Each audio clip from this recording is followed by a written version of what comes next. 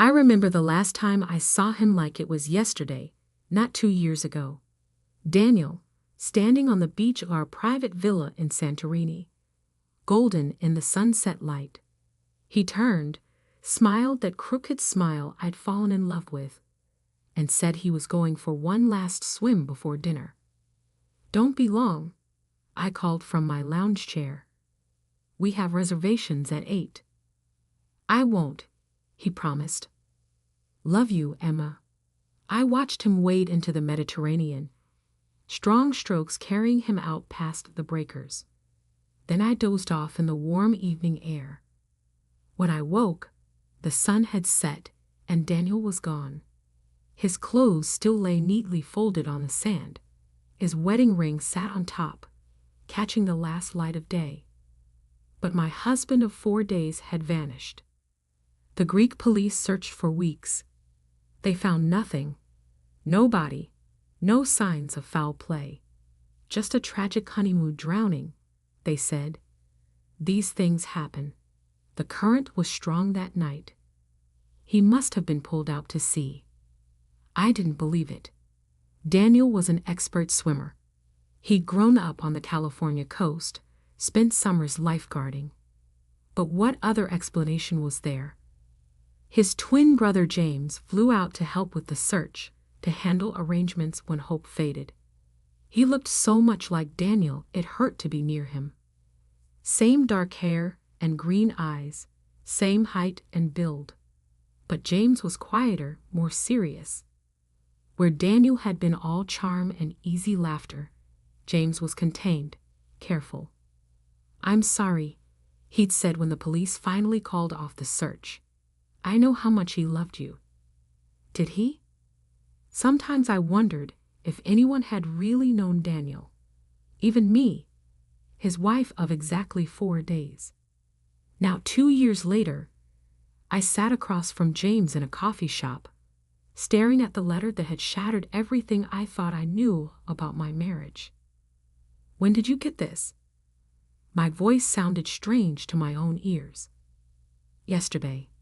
James looked as shell-shocked as I felt. It was forwarded from my old address.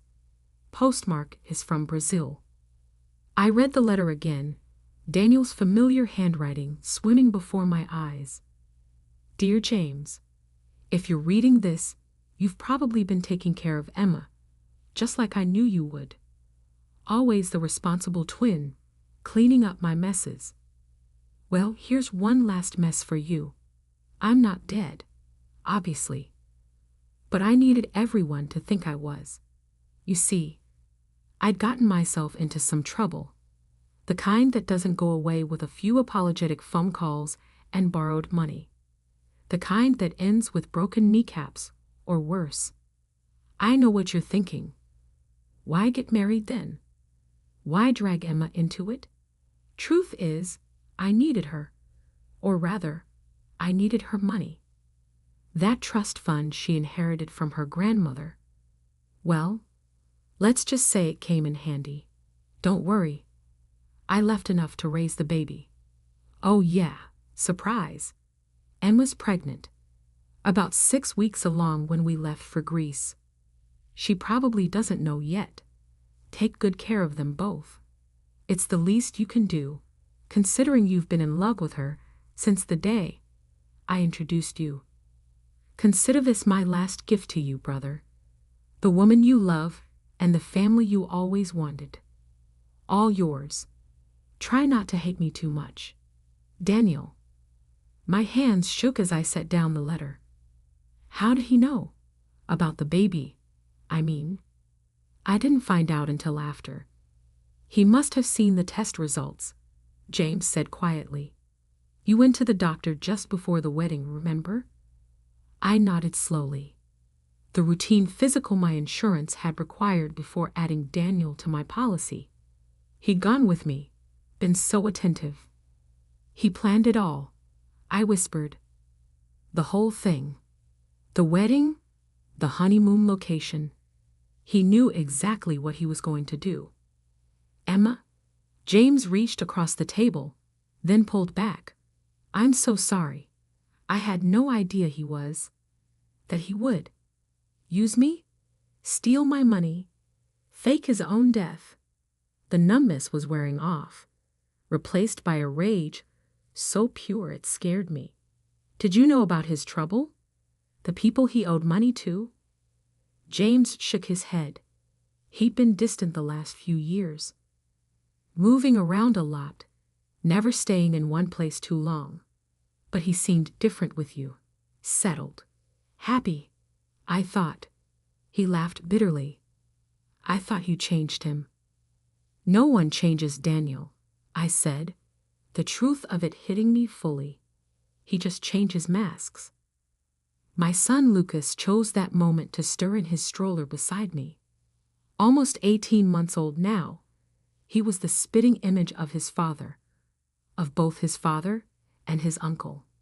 Same dark hair, same green eyes, same dimple in his left cheek when he smiled. James looked at Lucas, pain crossing his features. He's right about one thing. I have been in love with you. Since that first dinner when Daniel brought you home. Stop. I held up a hand. I can't deal with that right now. He nodded, understanding as always.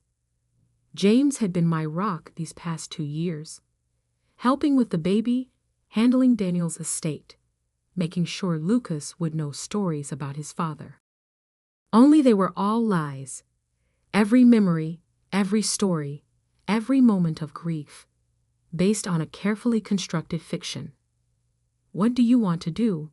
James asked quietly. About Daniel? The money? The fact that my entire marriage was a con. I laughed, the sound edged with hysteria. I have no idea. We should go to the police. And tell them what? That my dead husband sent a letter confessing to fraud. That he's alive somewhere in Brazil. They'll think we're crazy. We have proof. The letter, the postmark, and there must be a trail. Bank records, travel documents. No. I said it more sharply than I intended. No police. Not yet. First, I want answers. Emma, he stole 2 years of my life, James. Made me grieve for him while he was probably living it up on my money. Made me tell our son his father was dead. My voice broke. I want to know why. Really why. Not just the excuse he put in that letter. It's too dangerous. If he really was in trouble with the kind of people who break kneecaps, then I'll be careful. I met his concerned gaze. Will you help me? He sighed, running a hand through his hair just like Daniel used to do. You know I will. Whatever you need. Good, because I think I know where to start. James raised an eyebrow. Where? The last place anyone would look for a dead man. I pulled out my phone, already searching flights. Greece, where it all began. Emma, no, it's been 2 years. There won't be any trail left to follow. That's what everyone thought then too. But look at this. I turned my phone to show him an Instagram post. A sunset shot of a familiar beach villa. Our honeymoon rental. The owner just posted this yesterday.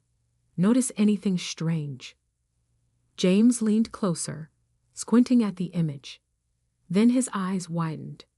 In the background, barely visible through the villa's window, a figure stood watching the sunset. A man with dark hair and a crooked smile. It could be anyone, James said, but I could hear the doubt in his voice. The caption says it's from last week. And look at the comment. I scrolled down. Someone asked about the man in the window. The owner replied that it must be a trick of the light. The villa's been empty for renovation. So why is there a man who looks exactly like my dead husband standing in an allegedly empty villa? James was already pulling out his own phone. I'll book the flights. No. I touched his arm. I need to do this alone. Like hell you do. He's my brother too, Emma.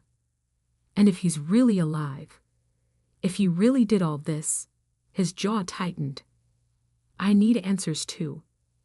I looked at Lucas, peacefully sleeping in his stroller. My son, who deserved to know the truth about his father, whatever that truth might be. Fine, I said. But we do this my way. Which is? First, we need to find out exactly what kind of trouble Daniel was in. The kind of trouble worth faking your death and abandoning your pregnant wife over. And how do we do that? I pulled up another screen on my phone. Daniel's old office number. The investment firm where he'd worked before our wedding. We start, I said, by following the money. Daniel's old office looked exactly the same. The same sleek glass and chrome. The same professionally bland artwork on the walls. The receptionist even remembered me. Mrs. Kingston. What a lovely surprise. Her smile faltered slightly. I'm so sorry about, well, everything. Thank you, Claire. I forced a smile. I actually need to access some of Daniel's old files. For the estate. She hesitated. I'm not sure. It's been cleared with legal. James stepped in smoothly. Amazing how authoritative he could sound when needed. They're expecting us. 10 minutes later, we sat in a conference room with Daniel's personnel file and archived emails. The official story was that we were finalizing estate matters. The truth was, we were looking for any hint of what had driven Daniel to such elaborate dissection. Look at this, James murmured, sliding a paper across the table. 3 months before your wedding, he transferred nearly $1 million to an offshore account. Client funds? He nodded grimly. And that's just what we can trace. Who knows how much he hid better? My hands trembled as I opened another folder.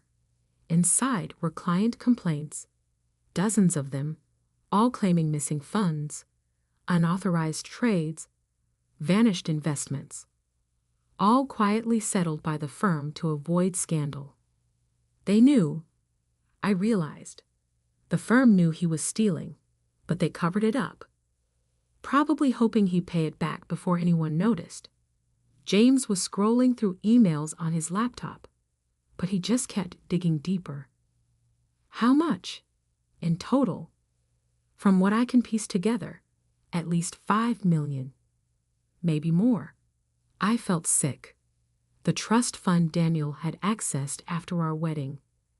My inheritance from Gran had been almost exactly that amount. He married me for the money, I whispered, to pay back what he'd stolen. Emma? James reached for my hand, then stopped himself. Always so careful with boundaries, even now. No, it's fine. I need to face this. I squared my shoulders. We have proof he committed fraud. We can take this to the police. Wait. James was staring at his screen. There's something else. Look at these emails. They were in Portuguese, but the attached photos were clear enough. Daniel, very much alive, meeting with a man I recognized from news stories about organized crime in South America. He wasn't just stealing from clients, James said quietly. He was laundering money. For them. And when he couldn't pay it back, he needed a way out. And $5 million to buy his freedom. I stood up abruptly, needing to move. So he found me. Rushed the wedding. Used my money to pay off his debts and disappear. Leaving behind a mess that would be hidden by his death. No one looks too closely at a dead man's finances. Clever. Horrible, but clever. Classic Daniel. Always 3 steps ahead. The photo from Greece, I said suddenly. He's going back to check on something he left behind. James was already pulling up the villa's rental website. It's booked solid for the next month. We don't need a rental, I smiled grimly. I still have the key. 2 days later, we landed in Santorini.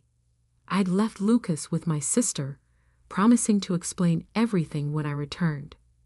The familiar white buildings and blue domes felt surreal now, tainted by memories of my fake honeymoon. The villa looked exactly the same. Same infinity pool overlooking the sea, same bougainvillea climbing the walls. Same spot on the beach where I'd last seen my husband alive. We waited until dark before using the key. Inside, everything was covered in renovation dust, except for one clear set of footprints leading to the bedroom. "Someone's been here recently," James whispered. The bedroom was untouched, but something about the walls caught my eye. A slight discoloration in one corner. "Help me move this." Together we pushed the heavy dresser aside, revealing a small door set into the wall. Inside was a safe. The combination? I breathed. He used our wedding date. The safe opened with a soft click. Inside was a single USB drive and another letter. "Dear Emma and James, because I know you're there too. If you're reading this, you're smarter than I gave you credit for. Or maybe just more stubborn. Either way, congratulations on finding me."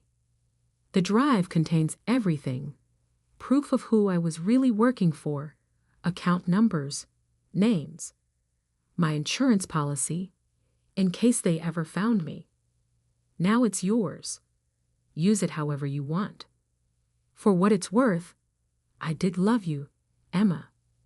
Maybe not enough to be honest, but enough to wish things could have been different. Take care of our son. And James, I know you'll be good to them both. You always were the better man. Goodbye for real this time. Daniel. He knew we'd come, James said softly. He knew we'd figure it out eventually. I pocketed the drive.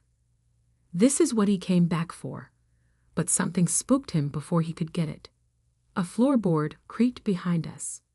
We spun around to find 3 men in the doorway. The one in front smiled coldly. "Mrs. Kingston, so nice to finally meet you. We've been looking for your husband for a very long time." James stepped in front of me. "She doesn't know anything." "No? Then why is she here?" The man's eyes fixed on my hand. "And what's that in your pocket?" Everything happened very fast after that. James lunged at the men while shoving me toward the window. I heard scuffling, a grunt of pain. Then I was out on the narrow ledge, heart pounding, Mediterranean waves crashing below. "Run," James shouted. So I did what Daniel had done 2 years ago. I jumped. The impact drove the breath from my lungs.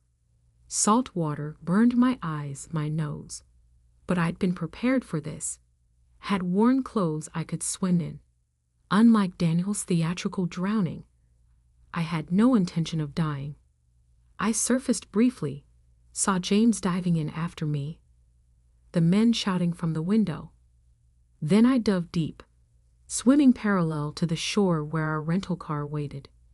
10 minutes later, soaked and gasping, we peeled out of the beach parking lot. "The drive?" James asked through chattering teeth.